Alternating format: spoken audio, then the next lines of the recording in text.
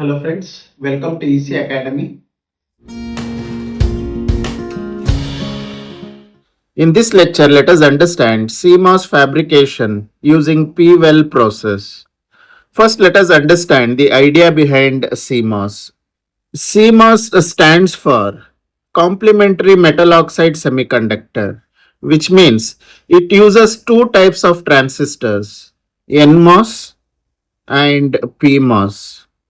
In P-Well process, we'll start with taking N-type substrate and then we create P-type region inside the N-type substrate. And this P-type region is known as a P-Well. Here, the NMOS transistor will be built in P-Well and PMOS transistor will be built in N substrate. Now let us go to step-by-step analysis.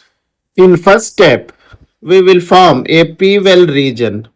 We take N-type substrate and we'll grow an oxidation layer on the top of N substrate. Then we apply photoresist layer and use this mask with UV light to open a specific region.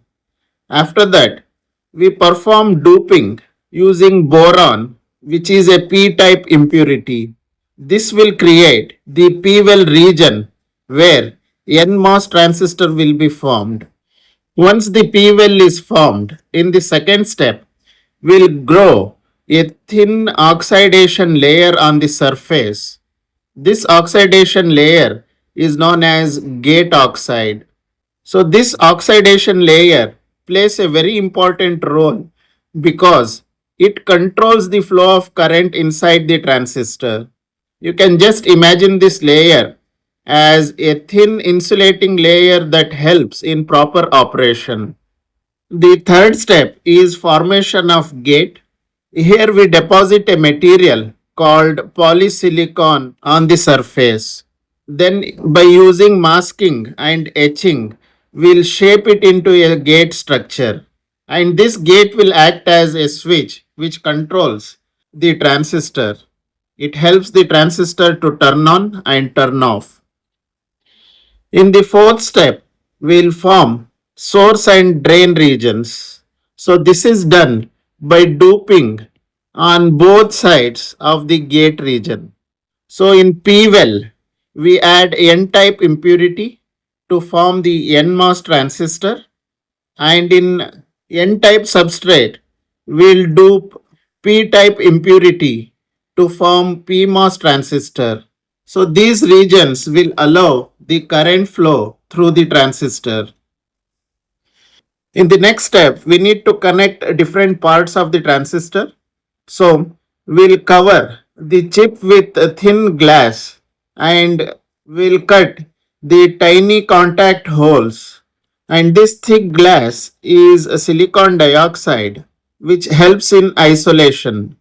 And in the sixth step, we pour a thin metal layer like aluminium over the surface to wire all the circuit element together.